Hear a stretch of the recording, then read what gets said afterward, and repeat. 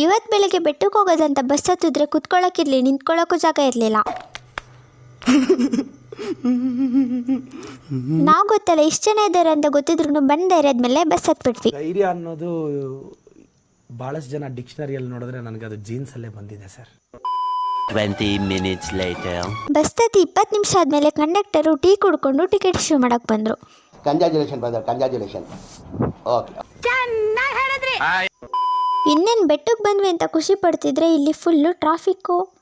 ನನಗಂತೂ ಈ ಜೀವನವೇ ಬೇಸರವಾಗಿ ಹೋಗ್ಬಿಟ್ಟಿದೆ. ದರ್ಶನ ಮಾಡಬೇಕು ಅಂತ ಬೆಟ್ಟಕ್ಕೆ ಬಂದರೆ ಇಲ್ಲಿರೋ ಜನ ನೋಡಿ ಭಯ ಆಗ್ಬಿಟ್ಟು ವಾಪಸ್ ಮನೆಗೆ ಹೋಗ್ಬೇಕು ಅನ್ನಿಸ್ಬಿಡ್ತು. ನಾವು ಮನೆಗೆ ಹೋಗೋದು ದೇವ್ರಿಗೂ ಇಷ್ಟ ಇರಲಿಲ್ಲ, ಅದಕ್ಕೆ ಮಳೆನೇ ಬರ್ಸ್ಬಿಡೋದಾ. ದರ್ಶನ ಮಾಡೋಕ್ಕಾಗಿಲ್ಲ ಅನ್ನೋ ಬೇಜಾರಲ್ಲಿ ಬಸ್ ಹತ್ತಕ್ಕೆ ಬಂದರೆ ಬಸ್ ಡೋರ್ ಓಪನ್ ಆಗಿಲ್ಲ ಅಂತ ಎಮರ್ಜೆನ್ಸಿ ಎಕ್ಸಿಟಲ್ಲಿ ಬಸ್ ಹತ್ತವ್ರೆ. ಇಲ್ಲೆರಡು ಸೀಟ್ ಇದ್ರು ಆವನ್ ತಿಂದಿರು ಏನಕ್ಕೆ ಅಲ್ಲಿ ನಿಂತವ್ರೆ ಅಂತ ನಮಗೂ ಗೊತ್ತಿಲ್ಲ.